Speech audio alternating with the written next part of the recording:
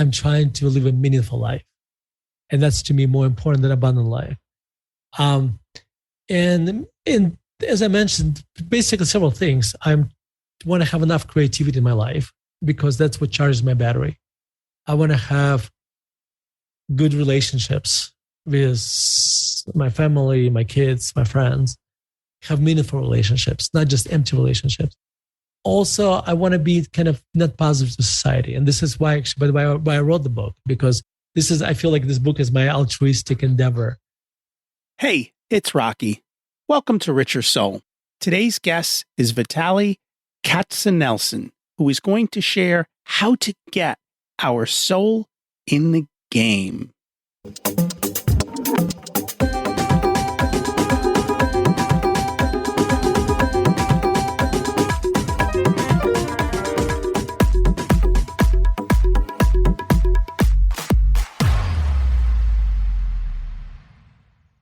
Imagine it's 12 months from now, and you've achieved your major life goals. How does it feel to be in the best shape of your life? To wake up energized, excited about the day? To have great relationships and friends who support you and propel you forward? How does it feel to have an excess of money, to be able to make the choices you want? To be fearless and open to trying new adventures? Imagine being connected to the universe and it providing everything you desire. It's possible over time, and your past does not dictate your future. The only thing holding you back from this vision is you. It's time to take control of our thoughts and use them to our advantage. Welcome to Richer Soul, where we achieve our dreams and create harmony to health, wealth, relationships, time, and spirituality. If you have not had a chance to listen to episodes 1 through 9, I encourage you to go back and listen to the framework behind Richer Soul and how to create the life of your dreams. You can also find all the show notes for this episode at richersoul.com. Today's quote comes from our guest's book and is by Rumi. Before you speak, let your words pass through 3 gates. At the first gate, ask yourself, is it true?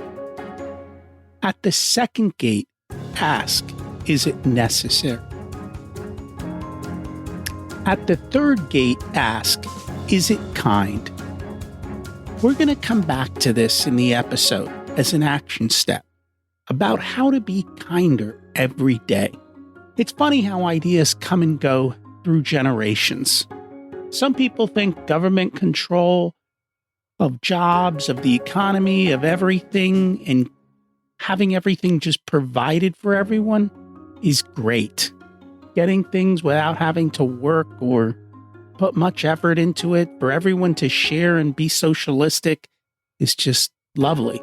Listen in as our guest talks about what life was like in Russia, where the government was in control of everything back then, and how it compares to what we see in America today, and even when he came over. It's not always like we think it will be. We're going to chat a little bit about that, as well as the markets and what's going on. Clearly, we've been seeing turmoil as we deal with so many different factors and how they intersect. We can't predict the future, but you can be vigilant and you can make moves in and out of markets. Sitting in cash during a time of turmoil is also a viable solution. However, you have to actively be assessing what's going on. It's not a set and forget it, as so many try to do.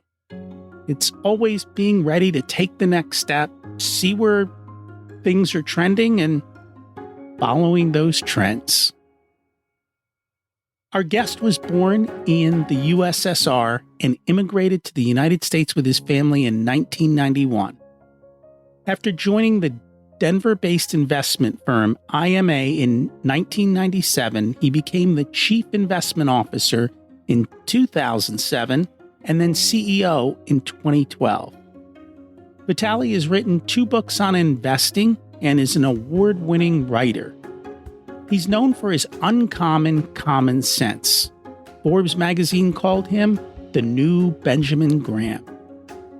He's written for publications including Financial Times, Barron's, and institutional investor in foreign policy.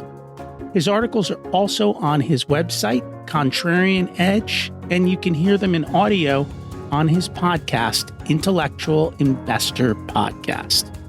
He lives in Denver with his wife and 3 kids. He loves to read, listen to classical music, play chess, and write about life, investing, and music. We're going to hear about his 3rd book, Soul in the Game. It's his first non-investing group. I very much enjoyed reading his emails and getting to know him. Let's meet our guest. Welcome to Richer Soul, Vitaliy Katsenelson. It's great to have you join us today. It's my pleasure, Rocky. Thank you. And I'm excited to learn from you today. We always like to start at the beginning. What was it like when you were growing up, and how much did your family and school teach you about money? It's kind of interesting. I was growing up in Russia, not just in Russia, in the Soviet Russia. What's important to understand that at the time, all the means of production was owned by the government. I did not know a single person who worked for a private business, because nobody worked for private business. Everybody worked for the government. From barbershops to shipyards to anything, everything was owned by the government. So I learned very little about money as I was growing up, because even though my father was extremely well paid because he was a professor at the university in Murmansk, we always kind of lived from paycheck to paycheck. And my mom was always stressed that there was not enough, that there was a constant deficit of food. If you wanted to buy meat, you had to stay in line. Stores did not always have food. So this kind of thing. So I learned very little about money when I was growing up. I think I learned about money after I came to the United States. That was where, as an adult, first when I came to the United States in 1991, I worked as a busboy at Village Inn. And that was, I forget, I was making $4.25 an hour and maybe $10 in tips, this kind of thing. And I realized how difficult it is to make money. So, yeah. What decade was that you were growing up in Russia? I was born in 1973, 70s, 80s. Okay. I came to the United States in 91. So, yeah. So not that long ago. Well, it is, but in the scheme of things, Russia has probably changed dramatically since then. It's a different country. Yes. It's a different country. Yeah. And now it's becoming a different country again. We'll see what happens next. I used to be proud when I said, I was born in Russia. Now I just say I was born in the USSR, because I'm not so proud of Russia anymore. So what prompted you to leave to come to America? So I'm Jewish, and my father's youngest sister left Russia in 1979.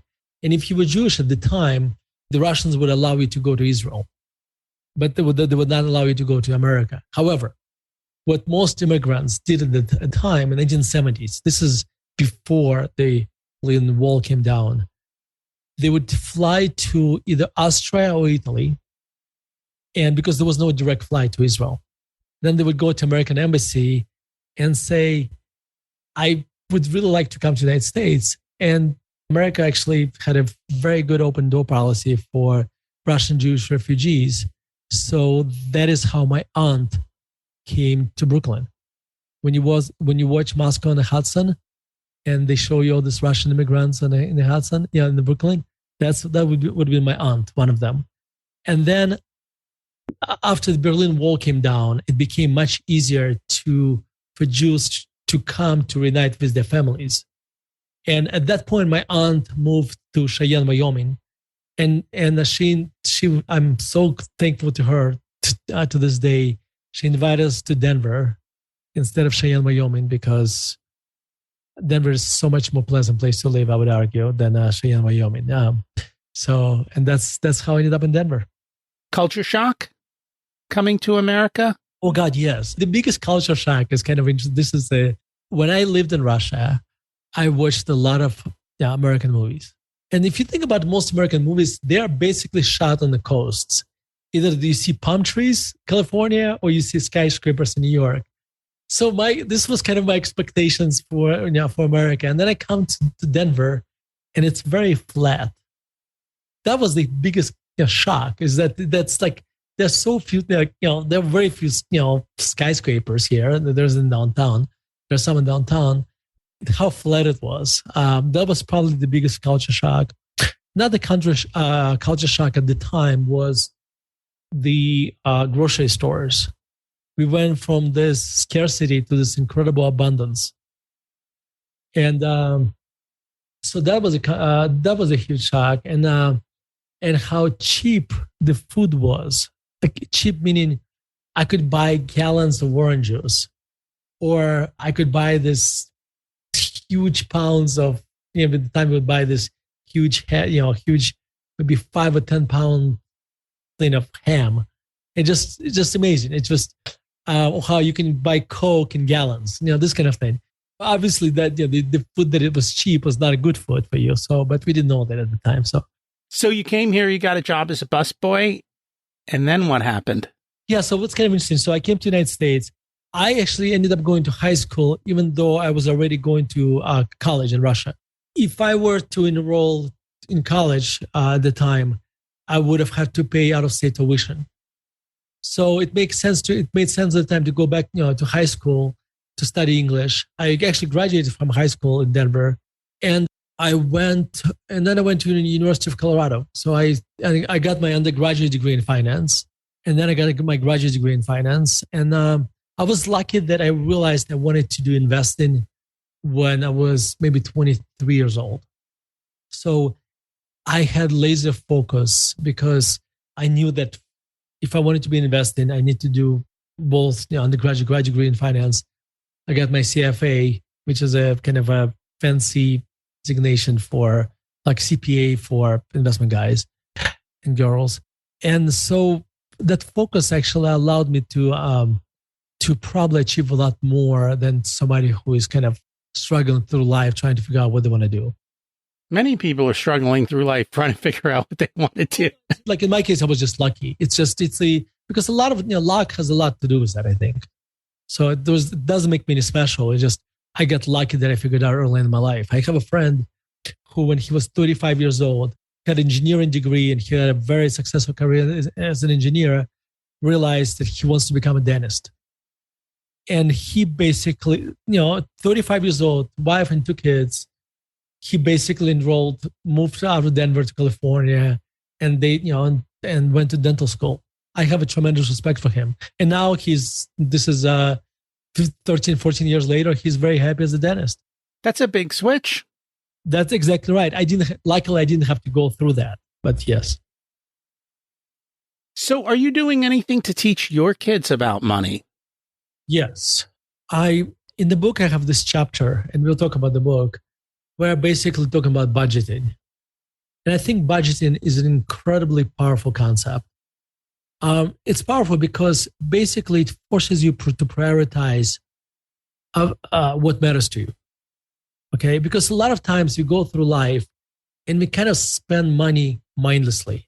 We go to the store, we buy things. We go to Starbucks, we buy coffee. We go, but when we spend money mindlessly, everything becomes valuable to us. When everything is valuable, nothing is valuable. Because, and budget allows us, if you create a budget, allows you to prioritize what really matters to you. For me, for example, travel matters a lot. Having Starbucks every day does not matter as much. I have a colleague who has a Chipotle burrito every day, and he receives an incredible amount of joy out of every burrito. Okay? And for that, he's willing to live in a rented apartment. That's a choice he made. I'm not, so for every one of us, we have different values. We have different things we value. So when you create a budget, that allows you to figure out what you value, and therefore you can spend your money accordingly. So this is kind of the lessons I teach my kids. And also I teach them my lessons by teaching them of the scarcity, okay?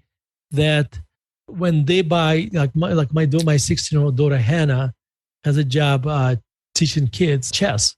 And if she wants to buy Starbucks coffee, she has to pay for it with her own money, unless we go out as a family, this kind of thing. And I'll tell you this, she's been buying a lot less coffee because she realized that the money that she earned, it takes 1/3 of her chess lesson to pay for Frappuccino. and she realizes how valuable that it's not worth it. My daughter loves Starbucks. I don't know why, but she figured out that if she got the Starbucks credit card, they would give her free coffee for like a year or something. I don't know what the deal was, but she got some kind of deal. So she was getting her Frappuccino for free for quite a while. She was very happy with that. By the way, I don't want to demonize Starbucks, because I'm just saying, if you're mindlessly wandering into Starbucks and spending there 6-7 hours a day, and you are really not getting the value out of that, mm-hmm. and where you would be receiving, where you would receive so much more enjoyment for taking an extra vacation, then maybe you should not be going to Starbucks on a daily basis. However, if that's more important to you than going on vacation, that's fine too. There is no judgment on my part. I'm just saying, if you do this, do it mindfully. We all have to make choices. I make cheap coffee at home. Choice I make. So in the book, you talked about this, but you were kind of insulted by the person who told you to create a budget. Yeah, so just to mention this, I got married when I was 28 years old. At that point, I had 2 finance degrees and I had a CFA.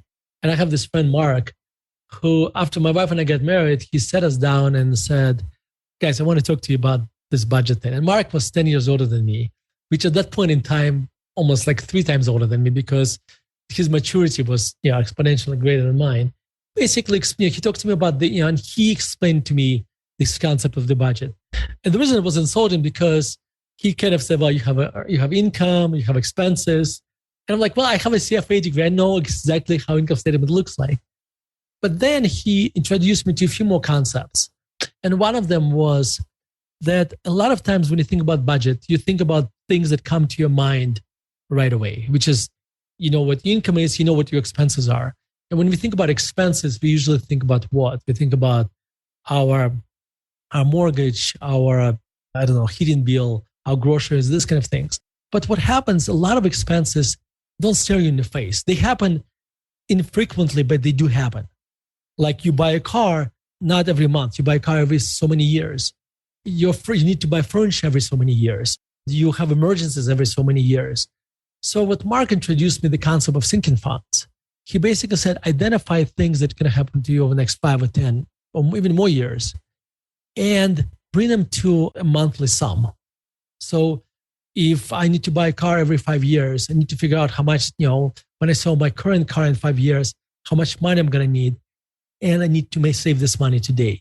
The reason it's important for a couple of reasons. Number one, the way to have a good life is to have as little debt as possible, because that's you're gonna avoid a lot of stress if you don't have any debt, maybe outside of mortgage. Okay. Also, debt is expensive, and in today's environment, I would argue over the next many, many years, it's going to become more and more expensive as we have high inflation. Okay, that's another point. But also, it would allow us to make sure that we are prepared for the future. So when I have to buy this new car, I'm prepared that I budgeted for it. And also, therefore, that's going to impact the decisions I make today. If I knew that I'm going to need this money in the future, I would make different decisions today. So that was a great lesson that Mark taught me about sinking funds. I think 2 things people don't always budget for are holidays and vacations. Yes. And for us, vacations are extremely important. So we were budgeting for them every single time. This way, when I go on vacation, I go with a clear conscience that I save. And you have the money. And that's the thing. When you budget, you set the money aside, you have the money, and then you spend it on what you choose to, because that's the decision you made. And so it's very, very intentional. Well, so let me give you another example. We have high insurance deductibles on our cars. And that's the money I put aside, separately. I don't have to do it forever. I just, I think our deductible was $2,000 or something.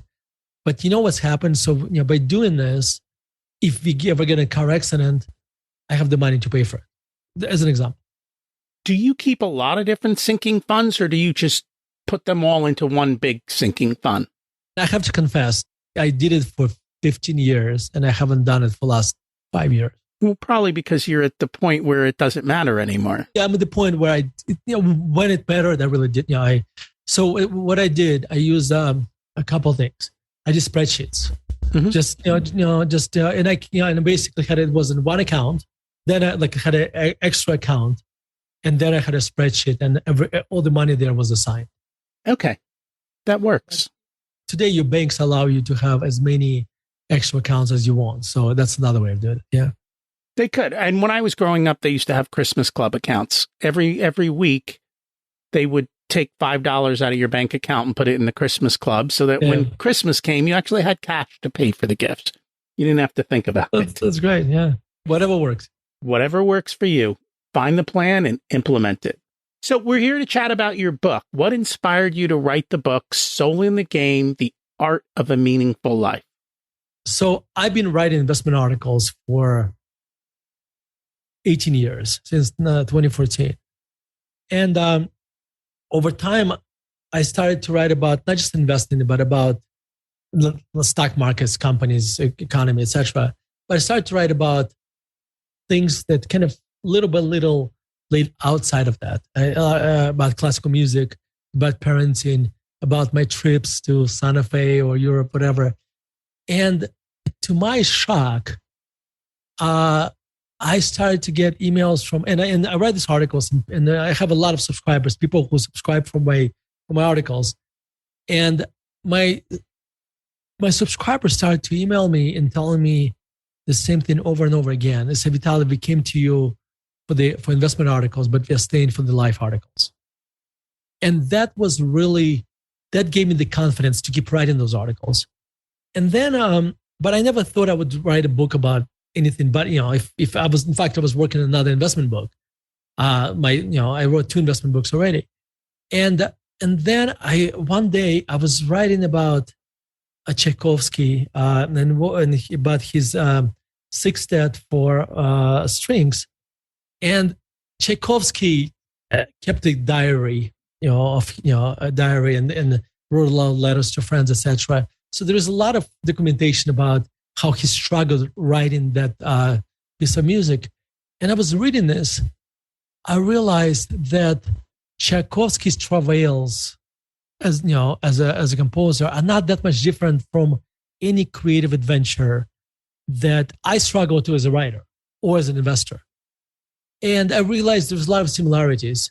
And I wrote this long article about this, what you have to overcome when you write, and I compared to Tchaikovsky's life. And after I finished this, I looked at the article and I realized, oh my God, this could actually help somebody who wants to start writing. And then I looked back and said, I have 18, at the time, 16 years of articles like that. So I was gonna, so my idea was I was gonna take all my articles, put them into a book, and that's gonna become a book. And then I got email from a publisher, like literally a few days later, because I met them a few years before, and they said, and at the time I was working on an investment book. And they said, how's that book going? And I said, listen, that book is kind of nice, but I have this new idea. And I sent them a Word doc of everything, of all my articles. I was gonna, and they said, let's publish it. Rocky, at this point, I was starting to question their sanity. So in fact, literally, I had a few friends who published books with them. So I talked to my friends to make sure this is a real company. And they said, both of my friends had a terrific experience with them. So I ended up committing to write a book, to write this book. And so if I look at this book, probably half of it are the articles I wrote over the years. Another half, maybe 40%, I wrote while I was putting the book together. So it's 60% articles, maybe 40% new content.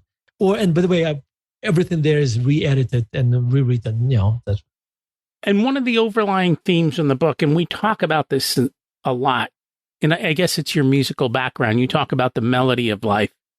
We talk about the harmony of life, which very much the same concepts. We have to bring in all of the different parts of life and put them together. So your health, your money, your mindset, and your behaviors and so forth, and being clear on what you want, which is kind of where we started. You had clarity on what you wanted in life, what you wanted to do. Putting these all together along with, in your case, being a great dad and spending time with your kids, your family, and doing all of those things. I'd love for you to kind of comment on what did Melody of Life mean to you? Actually, I love the harmony of life. Actually, this is beautiful. Let me tell you why. Because melody, it's a kind of, to me, implies kind of going forward or kind of flowing. Harmony, it's melody, but and again, I'm just thinking from thinking as I speak. Harmony, it's all these different things working well together. And I want life with a lot of harmony because I want to have a balance. I want to have a balance where I'm very creative and I'm enjoying my career, my life as an investor, as a writer. So I have a lot of creativity, but I also have great relationship with my family, with my kids, with my parents, with my friends, and I'm also kind of net positive to society. I feel like I am making a difference in the world. So it gives me a kind of sense of purpose. So those are kind of all those things are kind of harmonious, those are the things I'm seeking for in life, I guess. And if you're missing one or two of them, it's going to be less fulfilling life in my mind. The one area that you're missing will drag down all the others. Exactly. It's just what it is. We actually use the word harmony because people got very confused by this balance. They thought everything had to be equal, and it's not equal. And people think of balance that way instead of the way they would think about it with harmony. And so that's why we kind of shifted that to make it easier for people to understand. I think that's exactly right. And it's for different person, and you're right, it doesn't have to be equal because, first of all, they consume different amount of time, different things. But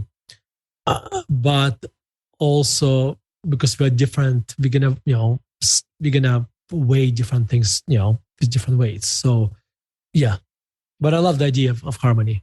Great idea. Thank you. A big part of the book was on Stoic philosophy. Mm-hmm. Why did you focus so much in that area? So this is, remember when I would talk about 40% of the book was brand new? That is a big part of that. So what happened was the book was finished. Literally, I was working on the last chapter, and it was kind of one of the last revisions of the book, and then I stumbled on the Stoic philosophy, and it rarely happened to me. But it was kind of this love at first sight, it clicked with me. And I contacted my editor and I said, listen, I don't know how long it's going to take me, but I really want to study this and I may be able to write about it. And the reason I wrote it, I think through writing. And as I was writing about it, I was learning myself. And I took a very different approach writing about Stoic philosophy. I tried to do it as I was prescribing it to myself, trying to make it as practical as possible. And but why Stoic philosophy? Let me tell you why. When we are born, we basically come with this blank operating system, and then we kind of start writing our own operating system for life, and our parents make a huge contribution to that operating system. Our friends do. The books we read make a huge impact. Circumstances have a huge impact. Okay. But I would argue that it's not we don't have this great framework for that. Stoic philosophy provides this framework, an operating system for life. How should one lead a life? Some would argue that religions provide that, maybe, But what's great about Stoic philosophy, if you are a religious person, it just adds to it. It doesn't, it doesn't conflict with that. So I found that wisdom of life that's just really resonated with me and provided me answers that I was seeking for, how to have a peaceful life.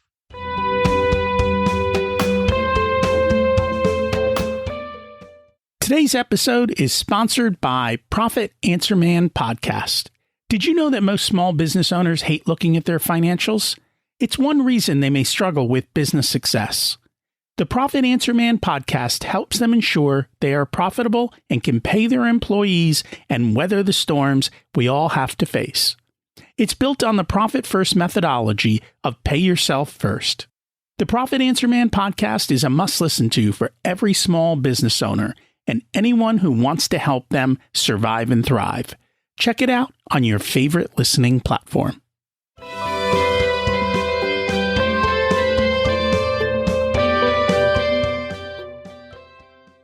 And I'm a big fan of Stoic philosophy. I read every day.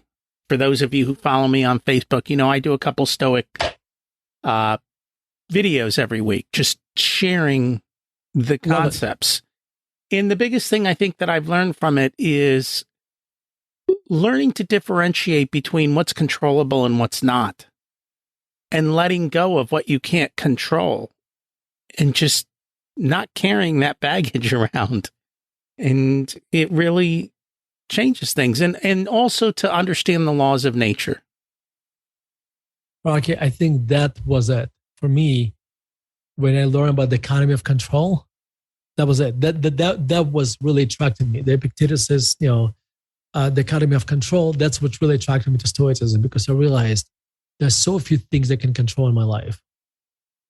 And how I behave, my value, how I set my values, almost everything else, how I react to things, almost everything else is not controllable. And suddenly, once you realize this, you start shifting your effort on the things you can control, and it changes your view of the world. Just this little thing, this is like this. It had such incredible impact on you. It's just a simple philosophy. And along those are the laws of nature, in that things in life will come and go. And it's funny, when it happens to somebody else, we don't worry about it. But when it happens to us, it's woe is me. And it's learning to be equal in that. So if you're okay saying to someone else that it happens, then when it happens to you, you should be okay with accepting that it happens. And life and death is one of those things. We all seem to ignore it, but it's just nature. Things come and go. I'm going to butcher how they said it, but one of the Stoic advices was, when something is happening to you, imagine as if it didn't happen to you, but happened to somebody else, and you were instructing them what to do. And I think that's exactly what he said. I think that's, once you start, that's probably the best way to communicate to yourself. If you try to communicate to somebody else, because you would be a lot more rational. If I was teaching you something, I would be a lot more rational if I was trying to teach myself. And I think that the other famous line of them is, and it applies in all times, this too shall pass. That's right? Good times, bad times. Yeah, and I think the one line, I think from I think it's Epictetus or Seneca, that pain is never forever. Like pain always goes. Pain is, when you go through something painful, it's never lasts forever. It goes away, and it's something important to realize while you're in pain. And you talk about pain in the book. Oh yeah, specifically around stock losses and losing money and making, I'm not going to say bad choices, because it's not a bad choice. You make a choice and it doesn't go the way you want it. When I make investment decisions, I can make a good decision. There's a good process, and it could still lead to a bad outcome, because this is just how life works. This is how investing works. I can also make a good decision, and at first it leads to decline in price, and then it leads to appreciation. I can also make a bad decision and have good outcomes, etc. So in the book, I write about the painful period I had in 2015, where my portfolio declined Well, I see my portfolio, my money, but also more important, my clients' money declined. And that was a very painful year for me. And it's probably one of the most stressful years in my career, period. And there are a couple of things you can learn from this. Number one, pain is such a good teacher. Because so when you go through one of those painful times, you need to realize that this is a time where actually, that you should try to learn as much as possible, even though it doesn't feel like this at the time. Because this is where stress basically makes you see things more clearly. It shows things to you that you would not see otherwise. You necessarily don't see them necessarily more clearly, but you see more things. And also, as I look backwards, I realized that there was so many that if I applied Stoic philosophy at the time, I would have dealt with it so much better. But also another thing is that if you are doing anything that's worth doing, it's going to come with pain. Anything creative is going to come, with pain. And I would argue investing is a creative activity. By the way, if you're writing, I cannot tell you how much there were periods of times where I would show up, every morning for 2 hours a day to my computer, on a date with my computer. And for weeks, I had nothing to show for it. And I cannot tell you how frustrated I was. So anything you do that's worth doing, anything creative is going to come with pain. And and I think it's the happiness in life comes from having good problems. And, and think about it. And because I always think about, I always contrast what I do, which is in investing or in writing, which time will bring you pain. I could have been working on an assembly line, on Fiat assembly line, or I could be working, I would be this construction worker who is standing there with a sign, stop and go. And those jobs have absolutely no creativity. They have a lot of boredom, but they have very little creative pain. Okay. If you choose a career in investing or in writing or doing anything else that's creative, you have to accept that at some point in time, you're going to have a creative lull or creative pain, and that's okay. And that's true. If you're not, the way we say it is, if you're not failing, you're not trying. Absolutely true. And so failing more often than not will lead to a little bit of pain. It's very difficult to summarize this, this very large section in the book where I talk about pain. But the irony of this, like I look at it now, and if I change the perspective of how I looked at it at that period of time, because if I looked at our returns, not just for that year, but for that year and year before, we were doing absolutely fine. And I didn't know at the time, but if I look at my returns for that year, plus forward, next 2 years, we're doing terrific. It's just anybody if I said differently, did I really expect to go through life as an investor and never have periods of time when I'm down? Absolutely not. So that's it. That is, and this is where negative visualization comes in. This is one of the concepts where today I tell myself all the time, there will be a year when I'm down 20, 30%. Which, by the way, in 2015, we were down, 10, 15%. And that's okay. That's part of investing. And if you're not prepared for 20, 30% decline, I'll be completely honest, you should not be in the stock market, or I should not be doing what I'm doing. And we're going through that now. Yeah. We'll talk a little bit more about investment philosophy, but there were some other interesting parts of the book that I wanted to touch on. One of them was the Jeffersonian lunch. You pulled a whole chapter out on that. Can you expound on that for us? Yeah. So imagine you're going to dinner, either with your friends or a lot of people that you don't know very well. Okay. And you're around the table, there's maybe 6 or 10 of you or 12 of you. And everybody, because it's a big table, it's very difficult to have one conversation. So you have a lot of side conversations. And it gets kind of loud because there's a lot of conversations going at the same time. And it's very difficult to learn in that environment. Now, imagine if You're sitting around the table, and there was a moderator, and everybody goes around the table, introduces themselves. And then moderators comes up with and said, well, tell me about what's the most important thing that happened to you last year. And you, for instance, and everybody goes around for 2 minutes and talks about it. The rule number one of Jeffersonian lunch: only one conversation per table, and only one person speaks. Okay. So as you go around the table and people share whatever, like as an example, what happened in last year, then you pick up topics that are kind of interesting to everybody. And then the whole table has one conversation. And what happens, first of all, you get to hear different perspectives on the same topic. You get to learn a lot more about people that not just sitting right next to you, to the left or the right of you, but on the other side of the table. And I find, I have this, I'm what I call a student of life. I will always want to learn and keep learning. And Jeffersonian lunches or dinners or breakfast, if you want, are a great way for you to learn from people you know or from a lot of strangers. So we used to do this with my kids and their schools.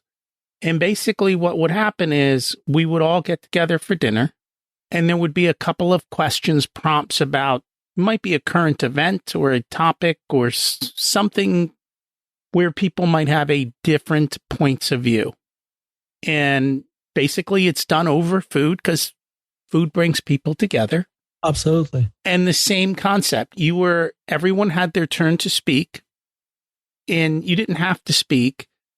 You could argue the point, but you couldn't berate the person. So there was civility to the conversation, and we had very interesting conversations, and nobody got mad, and everyone had the chance to make their point and to be heard. And it's a great way to, I think, have those types of conversations, and it's a lot of fun. So I tell you, I had this Jeffersonian lunch one time on a sled ride. A whole bunch of people were at the conference. A whole bunch of us walked to this restaurant that was far away. On the way back, a sled, there's a horse, drove us back. There was 6 of us sitting on the sled, or 8 of us. And I remember telling people if they could share the best book they read last year, or the most favorite book they read last year. And so for this 20 minutes, we're going around and sharing our book ideas. So there was no food involved. We were on the sled, but it could work anywhere. Was it Nassim Taleb's book for you? At the time, Nassim Taleb's book would be probably always in the top 5. I'm not sure if it was if I forget what book was that year or something. And I think it brings civility back to the world that we so much need these days. The other things you talk about in your book that we also like to talk about is health. And along with health is sleep. And I think that's the one thing most people ignore, is the value and the power of sleep. Yeah. So, yes, if you think about sleep, what it is basically when you fall asleep, it allows our brain kind of to relax and to kind of reset to, for the next day. And most of us in the United States, for sure, are basically we have this common expression: "I'll sleep when I'm dead," and that shapes our attitude towards sleep. We always look at sleep as something we can take away from to gain another portion of our life. Also, we always look at people who come to work. The first person to come to work and the last person to leave. We always look at these people as role models. A lot of times they do this, sacrificing their sleep or sacrificing other parts of their life, but that's a different story. So I look at sleep as an absolute necessity for me to stay healthy, not just today, but later in life as well. So whenever you borrow, and when you do something at the expense of your sleep, you're basically sacrificing your health, today and in the future. And therefore, I treasure my sleep and try to protect it. And I try to structure my life that is, get at least 7 or 8 hours of sleep a day. And there are certain things you can do to make sure, you get enough sleep. You probably, you want to count, you want to count backwards. You want to figure out what time you want to get up. And then you want to count when you want to go to sleep. The bottom line is sleep is extremely, if you want to stay healthy, sleep is a very important part. Sleep is very, very important. There's in the book, I cite this other book by Matthew Walker, Why We Sleep. And it's a terrific book. And he talks about how also, there's studies that show that Alzheimer's causes, is caused by sleep deprivation, that a lot of, health issues in your life could be solved by you just getting enough sleep. And I'll tell you this, if it would be impossible for me to have a good conversation with you today if I didn't get enough sleep. I would just, my reaction time would be much slower. It's already slow. It would be much slower and my recollection would be much slower, etc. Well, and health is a very important part of life. And it's something that too often everyone takes for granted until it's too late. And then they got to come back and fix it. Yeah, I think it's a great point. I think a lot of times we focus on longevity of life, but longevity is not as important as quality of that longevity. So we want to make sure that as we get older, we actually still are healthy and be able to function. So having a long life, but being sick and miserable, not necessarily a good thing either.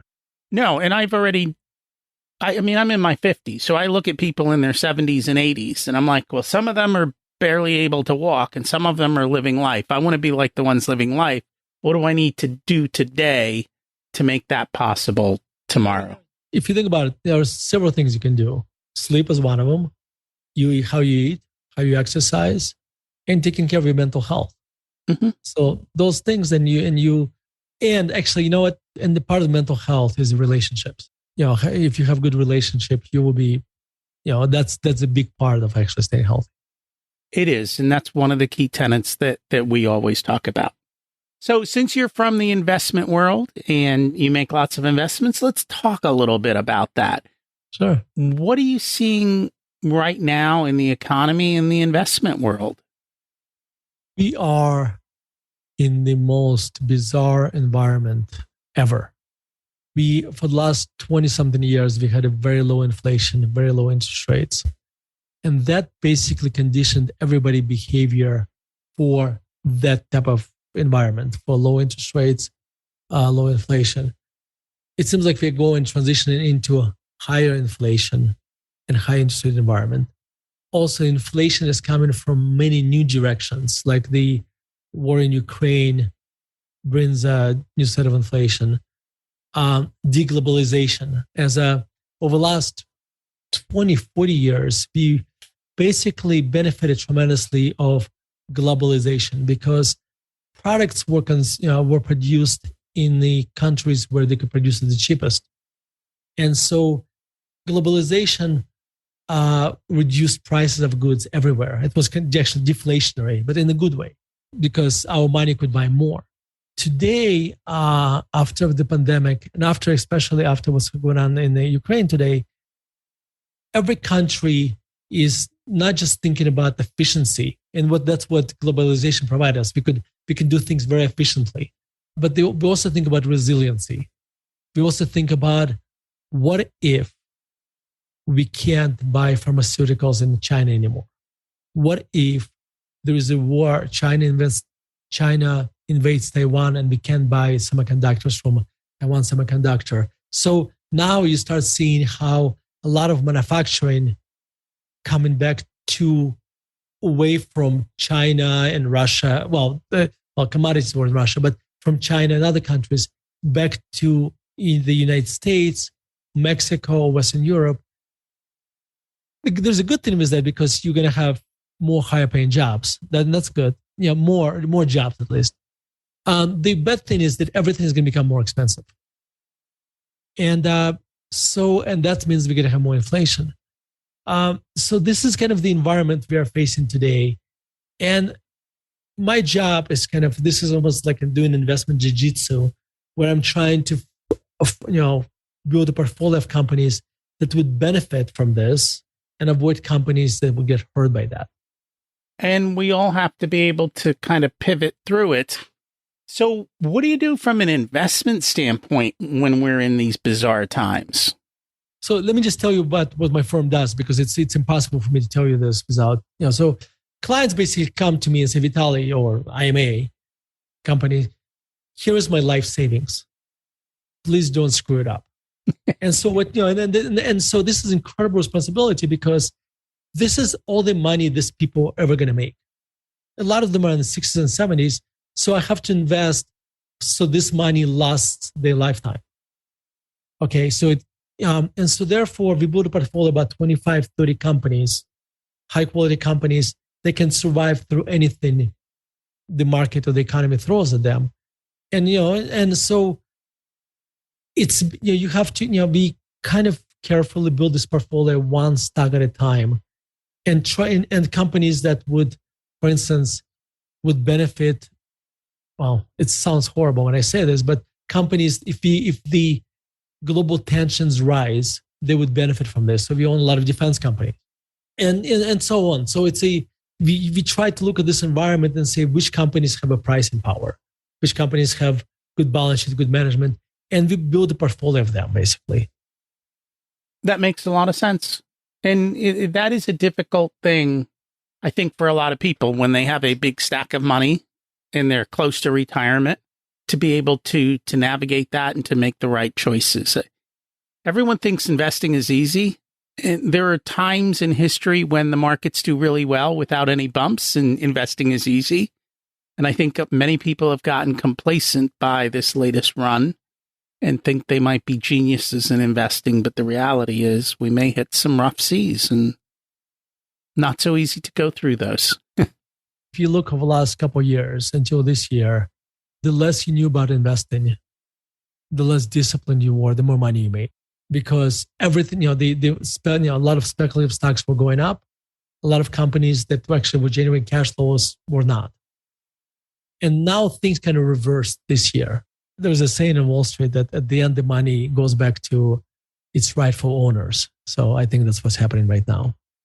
When you say rightful owners, who are the rightful owners? Meaning that if you are speculating, if you are on AMC and GameStop, and you're buying basically overvalued speculative assets, you are not the rightful owner of that money, I guess. That makes total sense. So we always like to get people to take action. What's an action step people can take this week to move forward in their life? Let me tell you what I'm doing. Okay. And I'm on the pursuit of being kind. Okay. This is not going to be a short answer, but it's important answer. So if you think about our programming, we have a kind of this, when you respond without thinking, that's response comes from your subconscious. When you respond with thinking, that's response comes from your conscious. So our conscious mind over time can reprogram our subconscious mind. Okay. So I have these friends who are, I think of them as this incredible, one of them I call him Jesus of Seattle, another one I call it Moses of Denver, because they're this incredibly kind people. When I think of kindness, I think of them. And for them, this kindness, it's their default response to anything. And I don't know how they get conditioned for that it became their behavior. But I realized if I am kind all the time to everyone, then over time I reprogram myself that it's going to become my default behavior. And I believe in this life, being kind is such a great quality. So I want, if I could suggest to your listeners, is that try to be kind to everybody all the time. So when you are sitting at dinner at 8 o'clock at night, with your kids and you get a telemarketer calling you and you happen to pick up the phone, be kind to that person. If or if you are the parental counselor and you're frustrated, try to be kind to that person too. And if you do this enough, you reprogram yourself to be kind to everybody all the time. Therefore, you won't even have to think about it anymore. It's going to become your automatic behavior. We could use a little more kindness in the world. Absolutely.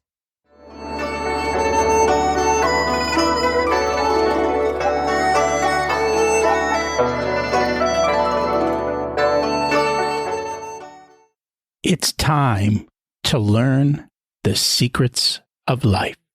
What's your secret to living an abundant life? I'm not sure how to answer this because I'm not trying to live an abundant life. I'm trying to live a meaningful life. And that's to me more important than abundant life. As I mentioned, basically several things. I want to have enough creativity in my life because that's what charges my battery. I want to have good relationships with my family, my kids, my friends, have meaningful relationships, not just empty relationships.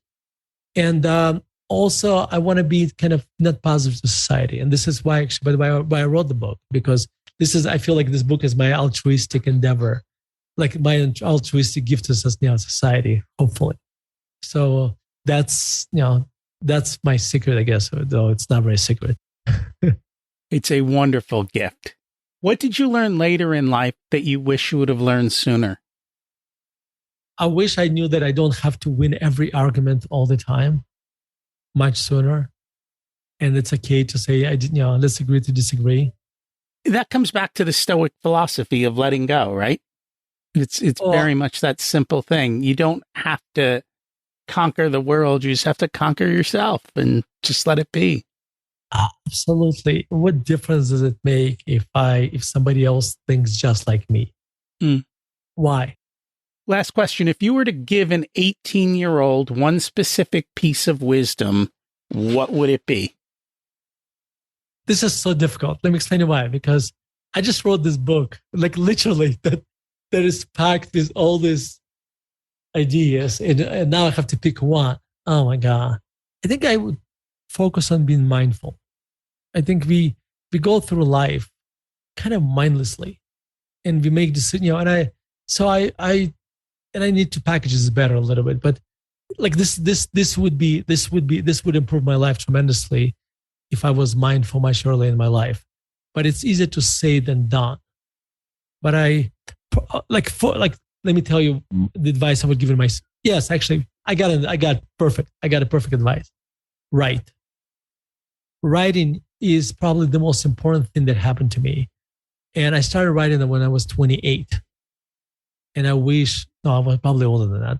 I wish I started writing when I was 18 or 16.